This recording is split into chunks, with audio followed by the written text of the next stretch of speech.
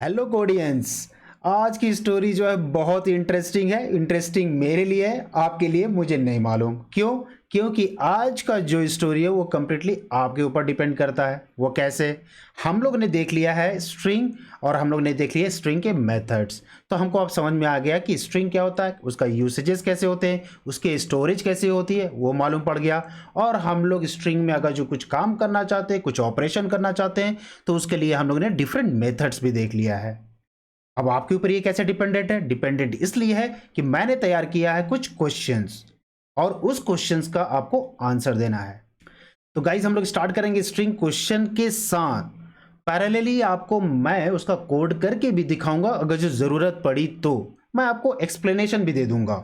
लेकिन इससे पहले कि मैं आपको एक्सप्लेनेशन दूं, उसका आंसर बताऊं या कोड लिखूं, मेक श्योर कि आप पहले अटेम्प्ट करो। वीडियो को पॉज कर लेना, आप गेस करो, जरूरत पड़े तो कोड लिख करके देखो। तो गाइज अगर जो आपको आंसर मिल जाए तो कमेंट सेक्शन में मुझे जरूर बताना। So let's get started. तो गाइज इससे पहले कि हम लोग क्वेश्चन नंबर 1 देखें, आपको प्रोसेस तो याद है ना गाइज? आपको क्या करना है, मैं आपको दूंगा एक क्वेश्चन और आपको वीडियो पॉज करना है, उसका आंसर आपको कमेंट करके बताना है। फिर एक्सप्लेनेशन या फिर आंसर के लिए आप वीडियो को रिज्यूम कर लीजिए। तो guys question number 1, is string a keyword in Java? क्या स्ट्रिंग एक कीवर्ड है? The answer is no. क्यों? क्योंकि स्ट्रिंग इज अ क्लास। ये देखने में तो लगता है ये दूसरे data type, specially the primitive data type, जैसे इंट हो गया, लॉन्ग हो गया, डबल हो गया, इनके लिए स्पेशल कीवर्ड बने हैं। कौन सा कीवर्ड? Int, long, double. उसी तरह से लोग क्या सोचते हैं कि स्ट्रिंग भी जो है एक प्रिमिटिव डेटा टाइप है और स्ट्रिंग एक कीवर्ड है। तो सबसे पहले मैं यहां पर पॉइंट आउट कर दूं कि कोई भी कीवर्ड पहली बात तो कैपिटल में स्टार्ट नहीं होता, सारे के सारे लेटर स्मॉल में होते हैं। इन सिंपल वर्ड, स्ट्रिंग एक क्लास है, ना कि keyword. So guys, are you ready for the next question? The next question is how many objects are created using new keyword? यहां पर जो एग्जांपल आप देख रहे हो, आपको बताना है कि ये जो हेलो है, इस हेलो के लिए आपको कितने सारे ऑब्जेक्ट क्रिएट होंगे। अगर जो आप बोले दो, तो यू गाइज आर राइट, यहां पर दो ऑब्जेक्ट क्रिएट होंगे। गाइज रीजन क्या है? रीजन बहुत सिंपल सी बात है कि जब भी हम लोग न्यू कीवर्ड के साथ स्ट्रिंग क्रिएट करते हैं, एक तो कंपलसरी एंट्री होगी किसमें? हीप मेमोरी में। और फिर उसके बाद वो चेक करेगा कि वो वैल्यू जो है वो स्ट्रिंग कांस्टेंट पूल में है या नहीं। तो हमारे करंट सिनारियो में क्या है? हमारे करंट सिनारियो में हेलो नहीं है। कहां पर? स्ट्रिंग कांस्टेंट पूल में। तो इसका मतलब है कि वहां पर भी एक ऑब्जेक्ट बनेगा। तो बेसिकली एक ऑब्जेक्ट हमारा बन गया कहां पर? हमारा बन गया हीप मेमोरी में, और एक और ऑब्जेक्ट बना कहां पर? स्ट्रिंग कांस्टेंट पूल में। तो हमारे पास हो गए ऑब्जेक्ट दो। So next question is how many objects will be created for the following code? यहां पर जो नीचे कोड है, इसमें आपको यह बताना है कि कितने सारे ऑब्जेक्ट क्रिएट होंगे। तो सबसे पहले हमारे पास क्या है? String s1 equal to hello, फिर हमारे पास है स्ट्रिंग s2 अगेन हेलो। लेकिन यहां पर क्या है? पहला तो लिटरल से क्रिएट हो रहा है, और दूसरा जो क्रिएट हो रहा है वो न्यू कीवर्ड से हो रहा है। तो आपको गेस करना है कि कितने सारे ऑब्जेक्ट क्रिएट होंगे। अगर जो आपका आंसर है दो, तो आप राइट हो। तो गाइज देख लेते हैं हम लोग एक्सप्लेनेशंस। यहां पर हम लोग ने क्या किया है? String s1 equals to hello. आप यहां पर गौर करो कि ये जो हेलो है ना, वो एक लिटरल है, और आपको याद है जो भी लिटरल वैल्यू होगी डायरेक्ट स्टोर होगी किसमें? स्ट्रिंग कांस्टेंट पूल में। तो हमको एक ऑब्जेक्ट यहां पर मिल गया। अब होगा क्या? String s2 equals to new string. आपको मालूम है कि न्यू स्ट्रिंग करने पे हमको क्या होता है? एक ऑब्जेक्ट तो मैंडेटरी क्रिएट होगा कहां पर? हीप मेमोरी में। दैट्स नाइस, ये हो गया हमारा सेकेंड ऑब्जेक्ट। जब भी हम लोग हीप मेमोरी में एंट्री करते हैं तो क्या होता है? वो चेक करेगा कि स्ट्रिंग कांस्टेंट पूल में वो वैल्यू है कि नहीं। तो इस केस में आप देखो, क्योंकि हमारे पास hello already string constant pool में है, किसने क्रिएट किया था? s1 में। तो ये एक और ऑब्जेक्ट क्रिएट नहीं करेगा। तो हमारी पहली एंट्री हो गई किसमें? स्ट्रिंग कांस्टेंट पूल में। दूसरी एंट्री हो गई हमारी हीप मेमोरी में। तो टोटल ऑब्जेक्ट हो गए दो। तो गाइज नेक्स्ट क्वेश्चन है how many objects will be created for the following code? Similar question है, सिंटेक्स थोड़ा सा अलग है। यहां पर है हमारे पास string s1 equals to hello, string s2 equals to hello.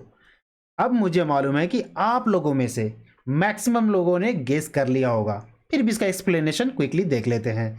यहाँ पर है string s1 equals to hello, तो ये क्या करेगा, ये चेक करेगा केवल स्ट्रिंग कांस्टेंट पूल में ये वैल्यू है कि नहीं, जो कि नहीं है। तो इसने क्या किया, इसने क्रिएट कर दिया एक ऑब्जेक्ट। Very nice.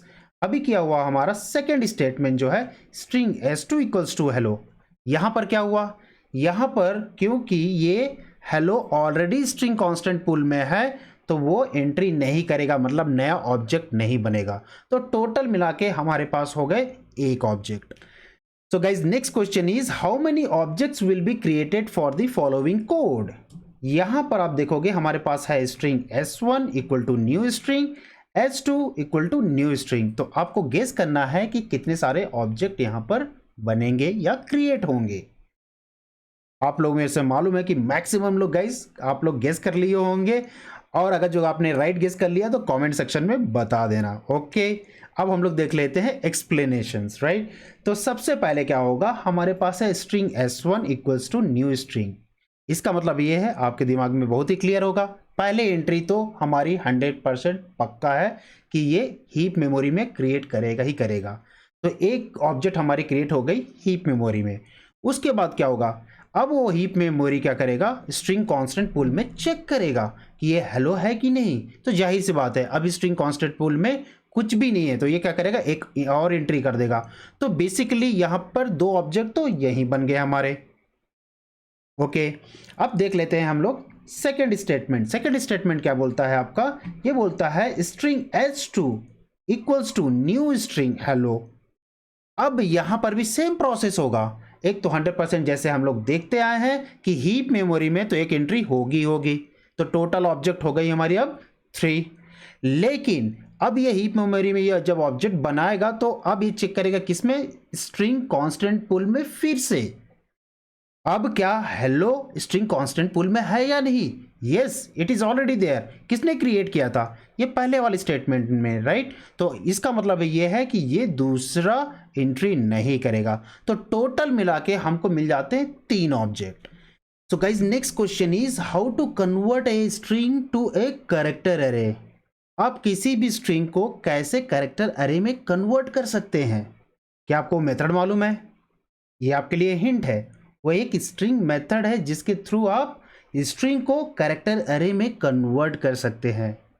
तो उसका आंसर है टू कैर अरे, राइट। ये होता है जो कि आपके स्ट्रिंग को कन्वर्ट करेगा और आपको क्या देगा, कैरेक्टर अरे।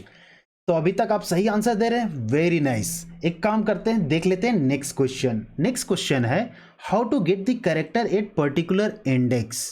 मतलब किसी पर्टिकुलर कैरेक्टर को मुझे रिट्रीव करना है वाया इंडेक्स, तो हम लोग कैसे रिट्रीव कर सकते हैं। तो गाइज वो कौन सा मेथड है जिसके थ्रू आप कैरेक्टर निकाल सकते हैं, वो है कैर 8।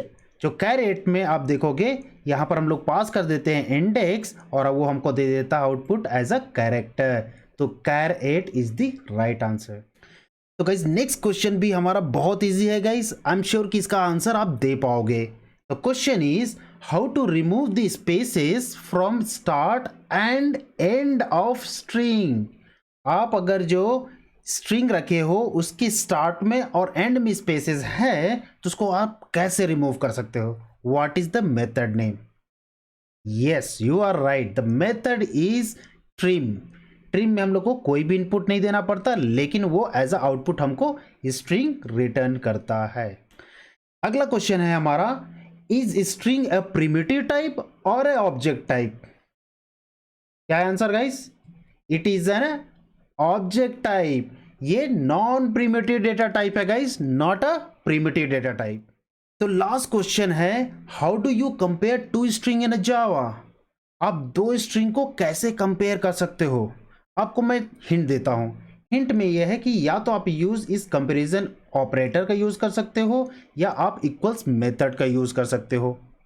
The answer is equals method. हम लोग इक्वल्स मेथड का यूज करते हैं क्योंकि ये एक्चुअल कंटेंट को कंपेयर करता है rather देन आपके ऑब्जेक्ट के रेफरेंस को। तो गाइज आज के लिए बस इतना ही। आपको बस मुझे इतना बताना है कि कितने क्वेश्चन का आंसर आपने सही बताया और कितना गलत। इसके अलावा अगर जो आपको कोई डाउट है, कोई सजेशन है या फीडबैक है तो कमेंट सेक्शन ओपन है गाइस। अगर जो आपको नोट चाहिए एज अ क्वेश्चन तो वो आपको मिल जाएगा लिंक इन द डिस्क्रिप्शन, वहां से आप डाउनलोड कर लीजिए। Till than happy coding.